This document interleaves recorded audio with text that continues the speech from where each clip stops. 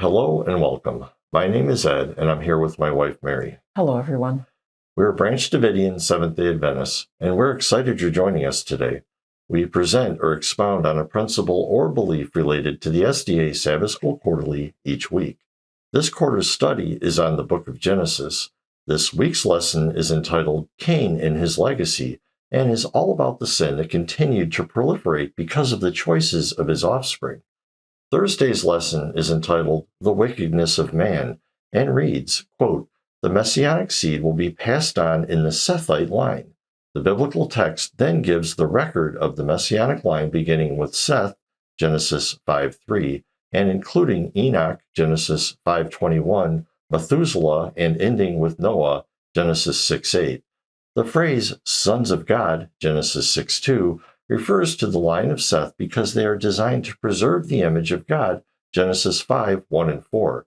On the other hand, the daughters of men, Genesis 6:2, seems to have a negative connotation, contrasting the offspring of those in the image of God with those in the image of men, and it is under the influence of these daughters of men that the sons of God took wives for themselves of all whom they chose, Genesis 6:2, indicating the wrong direction humanity was heading. Close quote. Today, we're going to take a look at the sons of God in Genesis 6 and try to get a clear understanding of who they are by paying attention to details in the chapter itself, as well as considering the broader context provided by other passages. Now, you may be wondering why we would be doing this, since, as many Adventists know, Ellen White referred to these sons of God here in Genesis 6 as being the descendants of Seth. Doesn't that mean the case is closed? Ellen White referred to them as the descendants of Seth, so that's what Genesis 6 means. End of story, right? Well, let's see what Ellen White had to say about whether that way of approaching the issue is in harmony with good principles of investigating Scripture. She wrote, quote, "There is no excuse for anyone in taking the position that there is no more truth to be revealed and that all our expositions of Scripture are without an error. The fact that certain doctrines have been held as truth for many years by our people is not a proof that our ideas are infallible. Age will not make error into truth, and truth can afford to be fair. No true doctrine will lose anything by close investigation. We're living in perilous times, and it does not become us to accept everything claimed to be truth without examining it thoroughly. Neither can we afford to reject anything that bears the fruits of the Spirit of God, but we should be teachable, meek, and lowly of heart. There are those who oppose everything that is not in accordance with their own ideas, and by so doing, they endanger their eternal interest as verily as did the Jewish nation in their rejection of Christ. The Lord designs that our opinions shall be put to the test, that we may see the necessity of closely examining the living oracles to see whether or not we are in the faith. Many who claim to believe the truth have settled down at their ease, saying, "I am rich and increased with goods and have need of nothing." Close quote. Ellen White, Counsels to Writers and Editors, pages 35 through 36. Ellen always made it clear that we as a people should not rest on our laurels and think that we know everything about the Scriptures. Everything should be tested, Acts 17:11. We need to examine our beliefs thoroughly. We should be able to substantiate our beliefs to ourselves and to the rest of the world. We understand that it can feel unsettling to even be open to understanding a passage differently from how Ellen White understood it. But there are a couple things to keep in mind that can help us with this. First, as we just read, Ellen White herself counseled us to be willing to change our views and to not think all our expositions of Scripture are without error. Second, putting our commonly held interpretation of this passage to the test is not in any way questioning or doubting revealed truth. The fact of the matter is that the Sethian interpretation of the sons of God is not something Ellen White received special light on, and it certainly isn't a view unique to Adventism. When Ellen White referred to the sons of God as descendants of Seth, she was simply repeating the common understanding among Christians in her day. And actually, that interpretation of Genesis 6 goes back centuries in Christianity. One of the most important principles to understand about inspiration is that a prophet's message is to be found in their distinctive teachings, not in the views that are commonly assumed and with which the prophet happens to share. For a fuller explanation of this principle, please see our video called Inspiration and the Common Understanding of the Day, linked in the description. But what this means is that questioning the Sethian interpretation isn't in any sense questioning Ellen White's message. Instead, it is questioning a tradition of interpretation that existed for hundreds of years before Ellen White was even born. So today we will dive into this where all studies should begin, with the text itself and its immediate context. Genesis 6, 1 through 5 reads, quote, "Now it came to pass, when men began to multiply on the face of the earth, and daughters were born to them, that the sons of God saw the daughters of men, that they were beautiful, and they took wives for themselves of all whom they chose. And the Lord Yahweh said, My spirit shall not strive with man forever, for he is indeed flesh, yet his days shall be 120 years. There were giants on the earth in those days, and also afterward, when the sons of God came into the daughters of men, and they bore children to them. Those were the mighty men who were of old, men of renown. Then the Lord Yahweh saw that the wickedness of man was great in the earth, and that every intent of the thoughts of his heart was only evil continually." Close quote. Genesis 6, 1 through 5. First, let's start with finding out who the daughters of men are from the text itself. Verse 1 says that the time period it is referring to is the time when men began to multiply upon the face of the earth. From the fact that this is describing the things very near the beginning of human history, it should be obvious that this is talking about humans multiplying. And the Hebrew word for man here actually means humanity or humans. This is true all throughout Hebrew scripture, but even here in Genesis 6, the word shows up 8 times. And we all know it refers to humans in these other occurrences. Like in verse 3, when it says, "My spirit shall not strive with man forever," we know man here is humanity. And it is the same word as in verse 1 and in the phrase, "the daughters of men." Likewise, in verse 5, it says, "God saw that the wickedness of man was great." That's the same word. In verse 6, when it says, "God regretted that he had made man," again, same word. In verse 7 and 8, when God says he would blot out mankind, again, it is the same word, the Hebrew word that simply means humanity.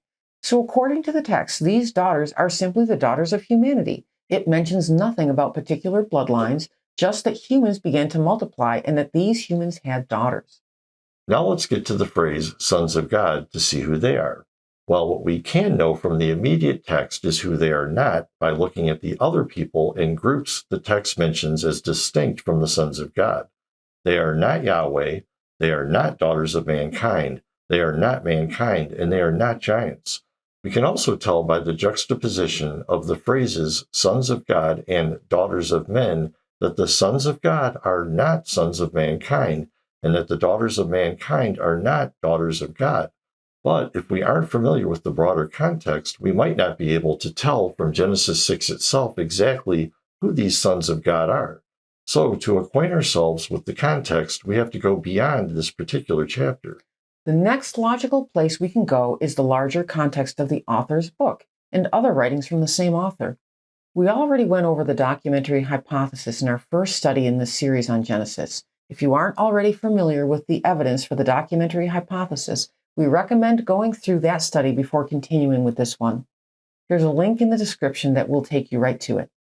What we're about to cover probably won't make much sense without first going through that study, or at a minimum, you won't be acquainted with the evidence behind what we are saying. For that reason, if you haven't done it yet, please hit pause and check out the link in the description.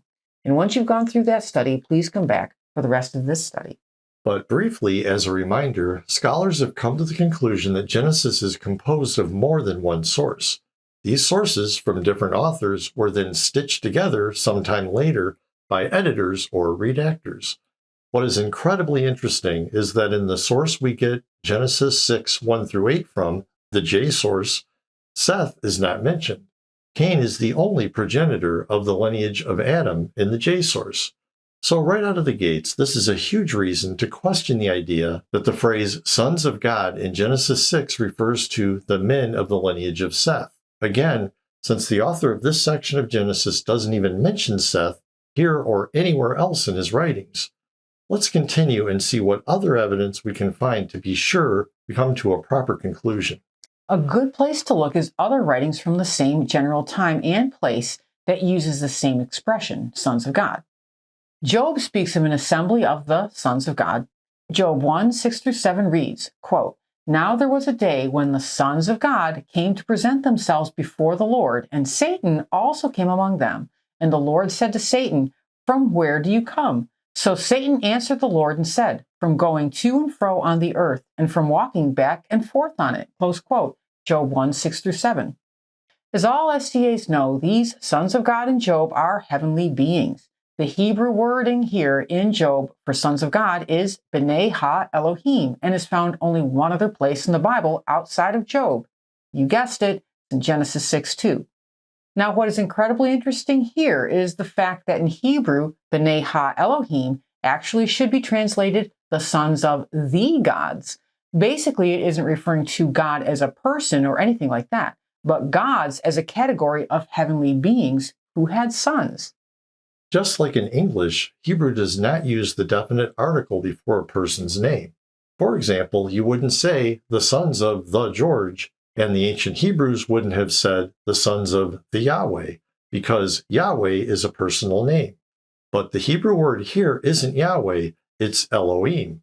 And the Hebrew text actually has the definite article ha, so it says the Elohim. Furthermore, the word Elohim is translated God in English Bibles, but that is an incorrect translation. Elohim is the plural form of the word Eloah. The im suffix in Hebrew makes the word plural. What this means is that this isn't referring to the sons of any particular god, whether Yahweh or some other god, but instead to the sons of the gods in general. So B'nai Ha Elohim, only found in Job and Genesis 6:2, means the sons of the gods.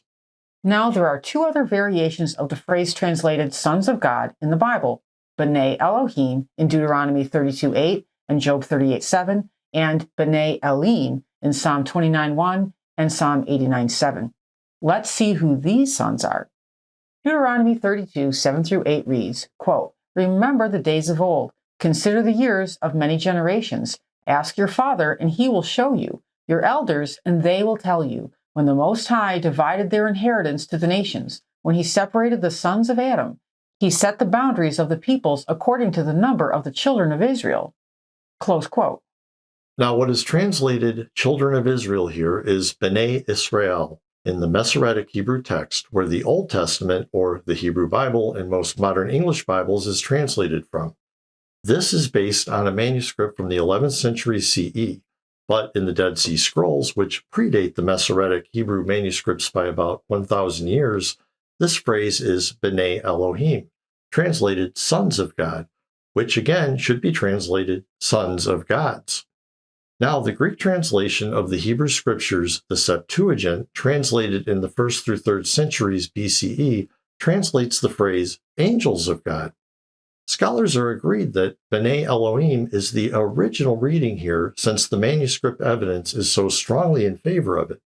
Even translations that are mostly based on the Masoretic texts are starting to include this reading, since it is so clearly correct.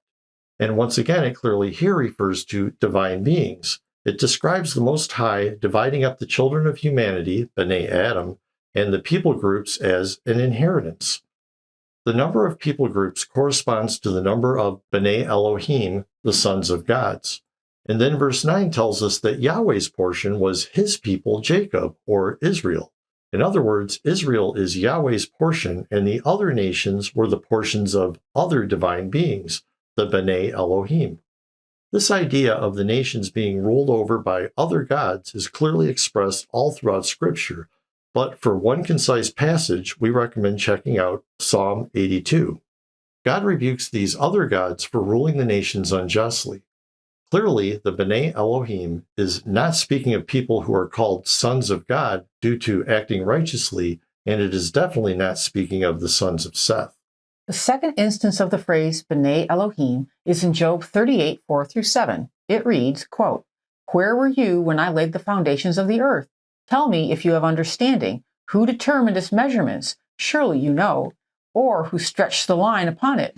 To what were its foundations fastened? Or who laid its cornerstone? When the morning stars sang together, and all the sons of God, B'nai Elohim, shouted for joy." Job 38:4-7. Here, B'nai Elohim, translated as sons of God, are certainly referring to divine beings, because just like Job, no human was around when God laid the foundations of the earth. Now let's look at two passages that contain a similar phrase, B'nai Elim, which also is correctly translated sons of gods. In the NET, Psalm 29, 1 through 2 reads, quote, "Acknowledge the Lord, you heavenly beings, B'nai Elim. Acknowledge the Lord's majesty and power. Acknowledge the majesty of the Lord's reputation. Worship the Lord in holy attire." Close quote.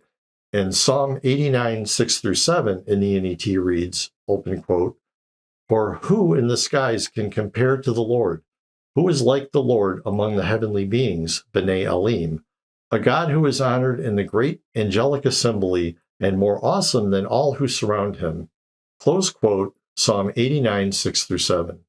In this psalm, the B'nai Elim are paralleled with those who are in the skies, heavenly beings. This is a common poetic device in Hebrew where two lines convey the same basic idea in different language. In other words, the B'nai Elim in the second line are among those in the skies in the first line. These sons of gods are just that, sons of gods, not sons of humans. These are all the occurrences of the phrase sons of the gods or sons of gods within the Hebrew Bible. The phrase doesn't mean God's true people or anything like that. It isn't a phrase that refers to any humans, no matter whether they are the sons of Seth or anyone else. It always refers to heavenly beings. So if we want to understand Genesis 6 in its own historical context, all the evidence indicates that it refers to heavenly beings, the sons of the gods. There is one other aspect that may be relevant for the ancient context, or at least how the earliest followers of Jesus understood Genesis 6. The New Testament book of Jude, the brother of Jesus, quotes from an ancient text called the Book of Enoch. He speaks positively about the text, even claiming that it contains true prophecy. The reason why this is relevant for our study is that the Book of Enoch tells the same story as Genesis 6, and it says that those who took wives from the daughters of men and begot giants were watchers, wicked heavenly beings. So there's a lot of evidence that the sons of God in Genesis 6 are none other than the fallen heavenly beings, and really there is no evidence at all that they are human saints from the line of Seth. So even though the conclusions of this study are different from what we commonly think as SDAs, this fresh investigation is certainly in harmony with Ellen's counsel to not assume that our interpretation of Scripture is infallible just because we as a people have held that interpretation for many years. As she said in the quotes we read earlier, quote, "The Lord designs that our opinions shall be put to the test," close quote. And also, quote, "We should be teachable, meek and lowly of heart," close quote. Now, this truth has many implications, but we have run out of time. But we hope your interest is piqued. If so, we have a number of studies linked in the description for you to investigate. Thank you for staying with us to the end. We invite you to visit our website, www.bdsda.com, to learn more about who we are and, just as important, who we are not. Please join us each week as we will continue to offer new and interesting insights for your Sabbath School studies. And if you want to keep up with our new studies as they are published, we recommend subscribing. We're on YouTube, Apple Podcast, Spotify, and plenty other podcast apps. Links for subscribing are in the description. God bless. Many blessings.